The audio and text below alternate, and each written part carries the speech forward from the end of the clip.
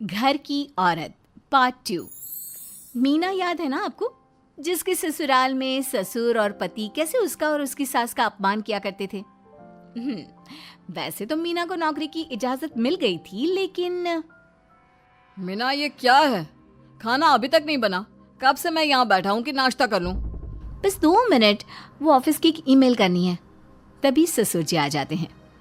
मैं ना कहता था, जिस दिन ये फीमेल ईमेल करने लगेगी घर नहीं चलने वाला। तभी सास हाथ में नाश्ते की प्लेट ले आती है। ये लो, सभी उपमा खाओ। गर्मा गर्म स्वादिष्ट उपमा देखकर वाह माँ जी, 2 मिनट में ये कमाल, क्या बात है। वो आता है ना रेडी टू ईट वाला पैकेट, वही बनाया है।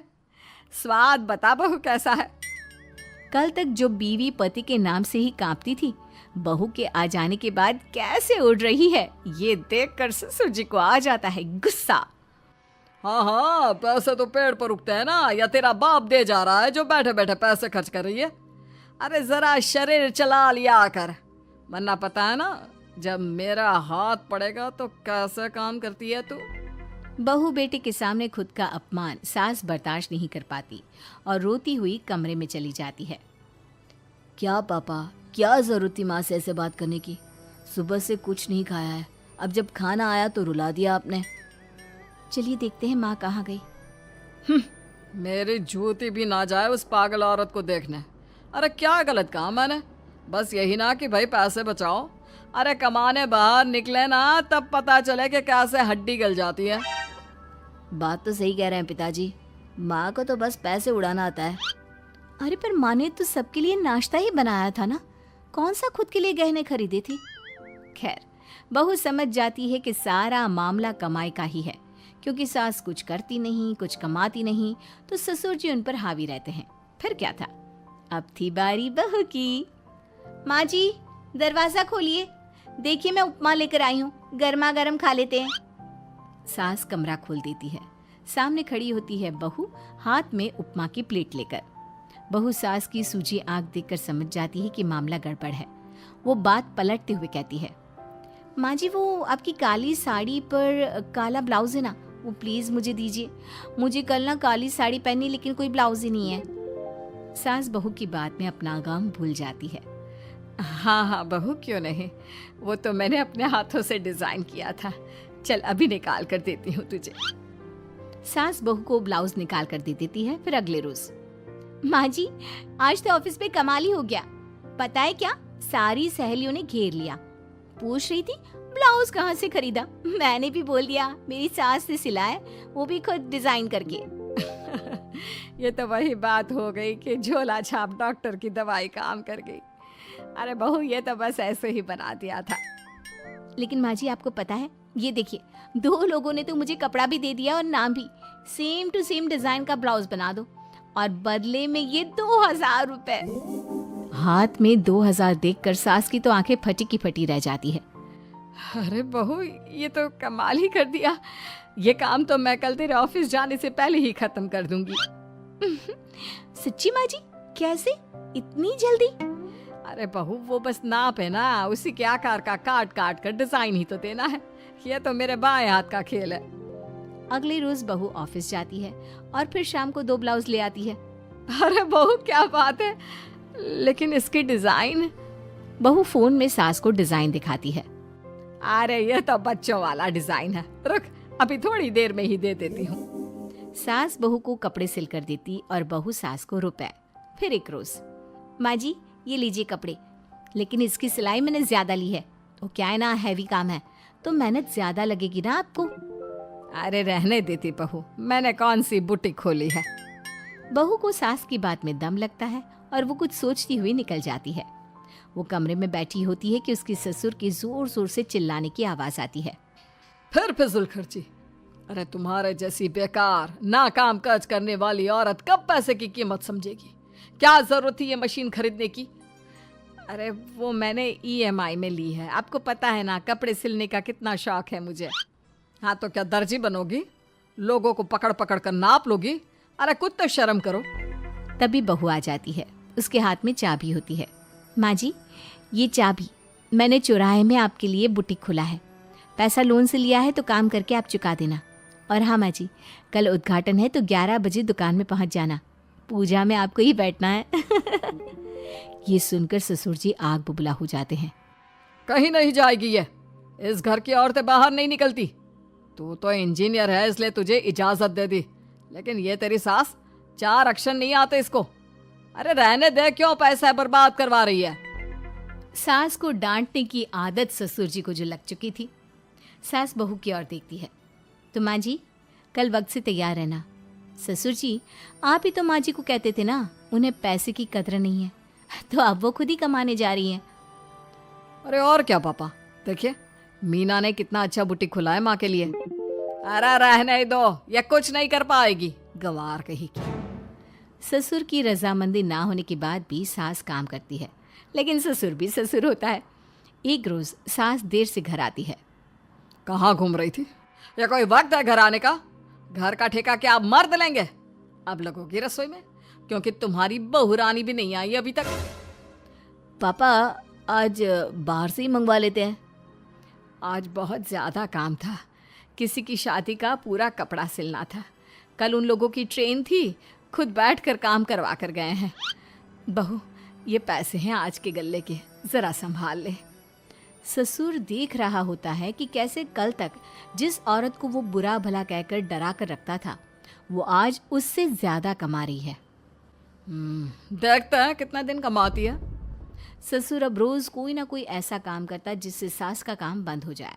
फिर एक दिन, हे भगवान 10 बज गया, बुटीक खोलने का वक्त हो गया है, लेकिन ये मेरी साड़ी, इस पर ये क्या गिर गया, पता नहीं किसने क्या डाल दिया, अब क्या करूं।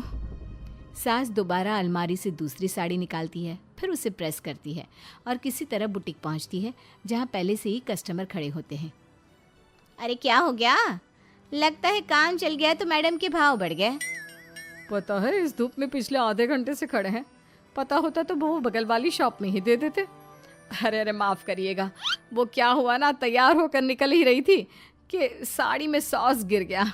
दोबारा साड़ी चेंज की तो आप आई। ठीक है, लेकिन अब आ गई है तो ज़रा जल्दी से कपड़े दे दो, हमें जाना है। सास को कस्टमर की बात बुरी लगती है, लेकिन क्या करती, वो जल्दी से सभी को सारा सामान देकर विदा करती है। सारा दिन काम करती है। वो निकल ही रही थी कि एक कस्टमर आती है। जी वो मेरी साड़ी है ना शादी की, उसका लहंगा बनवाना है। हाँ हाँ क्यों नहीं, बनवा लो। शादी की साड़ी के साथ इमोशंस जुड़े होते हैं। बिल्कुल सही बोला आपने, परसों मेरी शादी की सालगिरह है तो ज़रा बना देना। अरे नहीं, इतनी जल्दी कहाँ तैयार होता है शादी का लहंगा, कम से कम 4 दिन तो। देखिए आप 2 दिनों में जितना कमाती है ना वो मैं आपको 1 दिन में दे दूंगी। बस मेरी ये शादी की साड़ी का लहंगा बना दीजिए। सास को भी अब पैसे की लालच आ जाती है। वो सोचती है कि वैसे भी कोई अर्जेंट काम नहीं है तो वो मैनेज कर लेगी। अब ठीक है, नाप दे दीजिए। औरत नाप देकर वहाँ से चली जाती है। सास सोचती है कि घर जाकर रात में काम करेगी। ये सोचकर वो उस औरत की शादी की साड़ी घर ले आती है। वाह, अब काम घर पर भी ले आ रही हो। हाँ लेकिन घबराइए नहीं, घर के काम में कोई असर नहीं होगा। सास घर का काम करती है, बहू के साथ खाना बनाती है, खिलाती है और फिर क्या बात है सासू माँ, बड़ी जल्दी जल्दी काम कर रही हैं आज। सास बहू को सारी बात बताती है। क्यों माँ जी, इतनी भी क्या मेहनत करना। अरे बात सिर्फ पैसे की नहीं है, बल्कि उस बेचारी औरत की इमोशंस की भी थी। ये उसकी शादी की साड़ी है ना।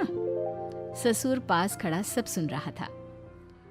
अब देखो, बहुत काम करने का शौक है ना, कैसे भरे बाजार तुम्हारी दुकान खुद तुम बंद करोगी। जब सास पूरी रात काम करके सुबह लेटती है, मौका देखकर ससुर कैंची से साड़ी को काट देता है। अगली सुबह, चलो कल आधा लहंगा सिला था, आज पूरा करके शाम को ही उसे उसका लहंगा सौंप दूंगी। लेकिन ये क्या, सास जैसे ही लहंगा उठाती है, लहंगा तो फटा होता है। वहीं ससुर छुपकर सास को देख रहा था। हाय रे, ये किसने किया? ससुर छुपकर हंस रहा था। बहू देख लेती है और ससुर के पास जाती है। पिताजी, आपसे ऐसी छोटी हरकत की उम्मीद नहीं थी। अब खुद ही दुकान बंद करेगी। ससुर वहाँ से चला जाता है। सास भी वहाँ आ जाती है। वो समझ जाती है कि उसके पति ने ही साड़ी पर कैंची चलाई है। लेकिन फिर शाम को, जी वो मेरा लहंगा तैयार हो गया? हाँ जी, मैं तो कहती हूँ कि आप एक बार लहंगा पहन कर भी देख ले। औरत लहंगा पहन कर आती है और खूब खुश हो जाती है। अरे ये लहंगा है ना अंकल जी कमाल का, आंटी जी ने बनाया है, बिल्कुल लेटेस्ट डिज़ाइन। औरत सास को ढेर सारे पैसे देकर चली जाती है।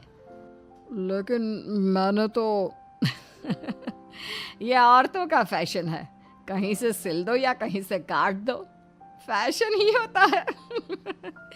चलिए शाम का खाना मेरी तरफ से, आज आपका जन्मदिन है ना, रिटर्न गिफ्ट तो बनता ही है। बहू की नींद में चलने की बीमारी। आरती की शादी सुंदर नगर के एक परिवार में हुई। वो अपने पति जगदीश और सास ससुर के साथ रहती थी। आरती को नींद में चलने की बीमारी थी। एक बार रात को जब सभी घर वाले सो रहे होते हैं, तब जगदीश की आंख खुलती है और वो देखता है कि आरती बिस्तर पर नहीं सो रही। अरे ये आरती कहाँ चली गई? जगदीश आरती को ढूंढने कमरे के बाहर जाता है। पूरे घर में ढूंढता है पर आरती कहीं नहीं मिलती। जगदीश को उसकी चिंता हो जाती है। इतनी रात को कहाँ जा सकती है आरती? तभी उसके पीछे कोई चल रहा होता है। जगदीश पीछे मुड़ता है और एकदम से चौंक जाता है। वहां आरती खड़ी होती है। आरती क्या हुआ? यहाँ क्यों खड़ी हो? आरती जाकर सोफे के चक्कर लगाने लगती है। अरे क्या हो गया है इसको? जगदीश भी उसके पीछे पीछे चलने लगता है। अरे सुनो तो, तुम सोफे के चक्कर क्यों काट रही हो आरती? आरती! आरती कुछ नहीं कहती। जगदीश को सोफे के चक्कर काटते हुए चक्कर आने लगते हैं।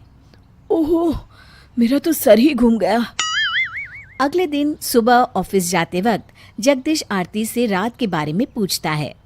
आरती, कल रात तुम्हें क्या हो गया था? क्यों जी, मुझे क्या हो गया था? मैं तो बिल्कुल ठीक हूँ जी। अरे मतलब कल रात क्या हुआ था, तुम्हें बिल्कुल भी याद नहीं आरती? नहीं तो क्या याद करना है, पहले वो तो बताइए। खुद भी लेट हो रहे हैं और मुझे भी बातों में उलझा कर रखा है। मैं जा रही हूँ रसोई करने, बहुत काम पड़े हैं। आरती रसोई में चली जाती है और जगदीश सोच में पड़ जाता है। अगली रात आरती की सास रसोई में पानी पीने के लिए जाती है और तभी किसी को चलता देख एकदम से डर के चिल्लाती है। आरती की सास देखती है कि आरती रात के 3 बजे खाना बना रही है, पर उसे बिल्कुल भी होश नहीं है। उसकी सास ये भी देखती है कि पूरी रसोई में सब कुछ फैल रखा है। अरे बहू, तू इतनी रात को खाना क्यों बना रही है और ये रसोई इतनी गंदी क्यों कर रखी है? आरती कुछ नहीं बोलती और नींद में सब्जी काट रही होती है। उसकी सास उसे आवाज लगाती है पर वो सुनती ही नहीं। अरे सुना नहीं क्या तूने बहू? कौन सफाई करेगा इस रसोई की? आरती को कुछ भी सुनाई नहीं देता और वो सीधा खाना बनाते बनाते अपने कमरे में चली जाती है। हे भगवान, रसोई इतनी गंदी छोड़कर ऐसे ही चली गई है तो। सास पूरी रसोई साफ करती है और इतने में सुबह हो जाती है। अरे मर गई रे, रसोई साफ करते करते घुटने भी दर्द कर गए। अरे माँ जी, आप रसोई क्यों साफ कर रही हैं? अरे ये सब तूने ही तो फैलाया था और अब साफ मुझे करना पड़ रहा है। मैंने फैलाया? पर मुझे तो कुछ भी याद नहीं है माँ जी। देख बहू, झूठ मत बोल, मैंने कल तुझे खुद देखा था। माँ जी, मैं झूठ क्यों बोलूंगी? आप ना मुझ पर ऐसे ही इल्जाम लगा रही हैं। आरती की सास की नजर आरती के पांव पर पड़ती है। उसके पांव काफी सूजे हुए होते हैं और उनमें काफी खरोंचे भी आई होती है। ये तेरे पैर इतने सूजे हुए क्यों है बहू? पता नहीं माँ जी, बड़ा दर्द भी हो रहा है इनमें। समझ नहीं आ रहा कि ये खरोंची मुझे कैसे लग गई होगी। रात में आरती सो रही होती है। कुछ देर बाद आरती उठती है और नींद में चलने लगती है। वो पूरे घर में चल रही होती है। घर का सारा सामान उसने बिखेर दिया होता है। वो घर का दरवाज़ा भी खोल देती है और फिर छत पर चली जाती है। छत की बॉर्डर पर चल रही होती है और पत्थर से ठोकर खाकर वहीं गिर जाती है और सो जाती है। सुबह जगदीश आरती को आवाज दे रहा होता है पर वो मिल ही नहीं रही होती है। तभी उसकी सास आती है। क्या हुआ बेटा, कहाँ है बहू? पता नहीं माँ, मैं कब से आवाज दे रहा हूँ, लेकिन कहाँ चले गई समझ में नहीं आ रहा। सास की नजर खुले दरवाजे पर पड़ती है और पूरे घर पर भी पड़ती है। ये घर की हालत ऐसी किसने कर दी? मुझे तो लगता है ये बहू का ही काम है। कल रसोई भी उसने ऐसी ही गंदी कर रखी थी। पर माँ वो है कहाँ? उसका फोन भी कमरे में ही है। मुझे लगता है कि ये मंदिर गई होगी।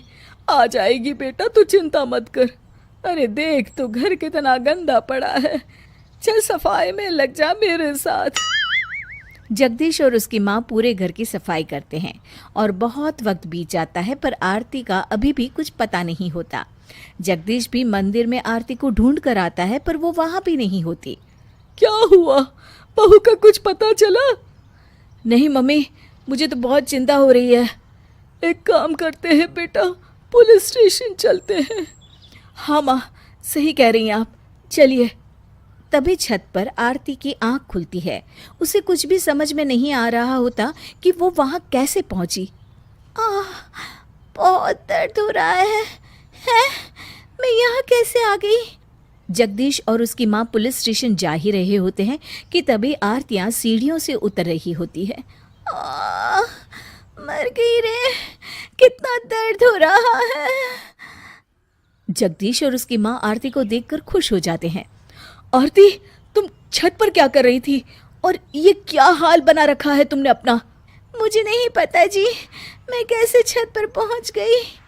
आरती की सास याद करती है कि कैसे आरती को रसोई में जाने वाली बात भी याद नहीं थी। जगदीश बेटा, मुझे लगता है बहू को नींद में चलने वाली बीमारी हो गई है। हाँ माँ, तभी तो इसे सुबह को कुछ भी याद नहीं रहता। पर ये तो बहुत खतरनाक बीमारी है, बहू को कुछ भी हो सकता है। तो फिर माँ, हमें पुलिस स्टेशन नहीं, डॉक्टर के पास चलना चाहिए। जगदीश आरती को डॉक्टर के पास ले जाता है और आरती की नींद में चलने वाली बीमारी का अब इलाज हो रहा होता है।